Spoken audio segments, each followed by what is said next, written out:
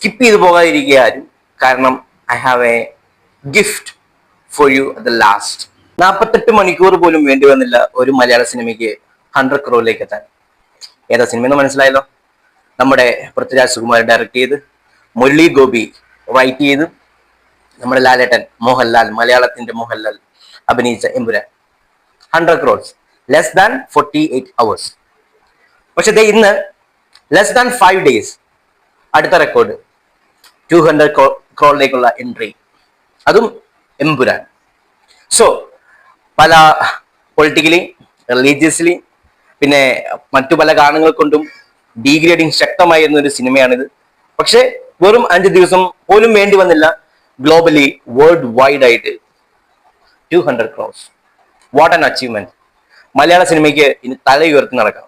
അതിന് മോഹൻലാൽ സിനിമ വേണ്ടി വന്നു, ബട്ട് ഇത് മലയാള സിനിമയുടെ വിജയമാണ്. എല്ലാ മലയാളികളുടെയും, എല്ലാ മലയാള സിനിമയെ സ്നേഹിക്കുന്ന ആൾക്കാരുടെയും വിജയമാണ്.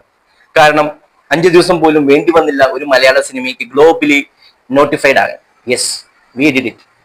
പലതരം പ്രശ്നങ്ങളിൽ പെട്ടുപോയിട്ടുണ്ട് എമ്പുരാൻ.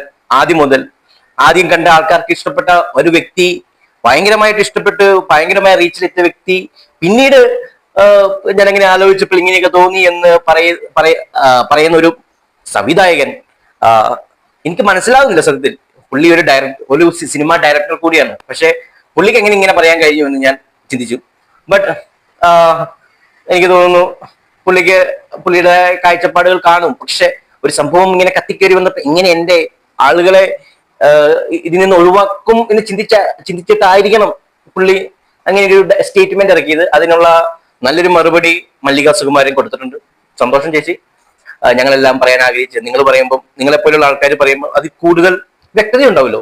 ശരി, ദാറ്റ്സ് എ അപ്രീഷിയേറ്റഡ് തിങ്. പിന്നെ നമ്മുടെ writer Murali Gopi, what an ideology, എന്തൊരു ചങ്കൂറ്റം. Eid Mubarak to all. ഒരു സ്റ്റേറ്റ്മെന്റ് ഇതാണ്. Eid Mubarak to all those who watch my video and subscribe please kindly. എന്നെ ഇഷ്ടപ്പെട്ടാൽ, നിന്റെ കണ്ടന്റുകൾ ഇഷ്ടപ്പെട്ടാൽ തീർച്ചയായിട്ടും സബ്സ്ക്രൈബ് ചെയ്യണം. 48 hours പോലും വേണ്ടി വന്നില്ല 100 crore എത്താൻ. ലെസ് ദാൻ 5 days പോലും വേണ്ടി വന്നില്ല 200 crore എത്താൻ. ഇനി ഇത് എവിടെ ചെന്ന് നിൽക്കും?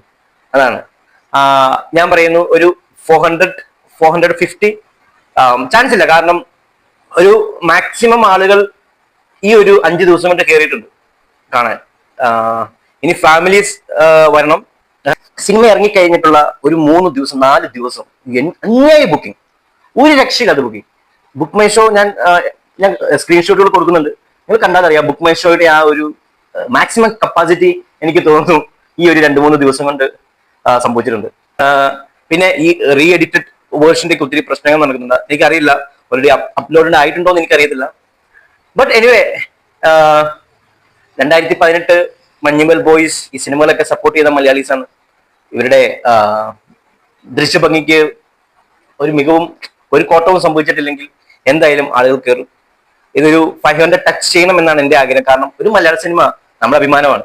സോ ഏതെങ്കിലും ഒരു മലയാള സിനിമ അല്ല, ഈ ഒരു സിനിമയെ സംബന്ധിച്ച് മോഹൻലാൽ, മലയാളത്തിന്റെ മോഹൻലാൽ അഭിനയിച്ച സിനിമയാണ്. സോ ഒരു 500 crore എത്തട്ടെ, അതാണ് എന്റെയും പ്രാർത്ഥന. പിന്നെ നിങ്ങൾ വേറൊരു സിനിമ ഇറങ്ങിയിട്ടുണ്ട്, അഭിലാഷം. നല്ലൊരു സിനിമയാണ് സത്യത്തിൽ. അതിന്റെ ഇൻസൈഡ് റിപ്പോർട്ട് പ്രകാരം മാക്സിമം ആളുകൾ പോയി കാണുക. കാരണം ഇറ്റ്സ് എ ഗുഡ്, അതൊരു തിയേറ്ററിക്കൽ ആണോ എന്ന് എനിക്കറിയില്ല, OTT സംഭവം ആയേക്കാം. ബട്ട് മലയാള സിനിമകളെ സപ്പോർട്ട് ചെയ്ത് നമ്മൾ തിയേറ്ററിൽ തന്നെ പോയി വാച്ച് ചെയ്ത് കഴിഞ്ഞാൽ that's A different kind. So ഇതൊക്കെയാണ് എനിക്ക് പറയാനുള്ളത്. ഇനി ഒരു സർപ്രൈസ് ഉണ്ട്. ഞാൻ ആദ്യം പറഞ്ഞൊരു സർപ്രൈസ്, വാച്ച് ഇറ്റ്.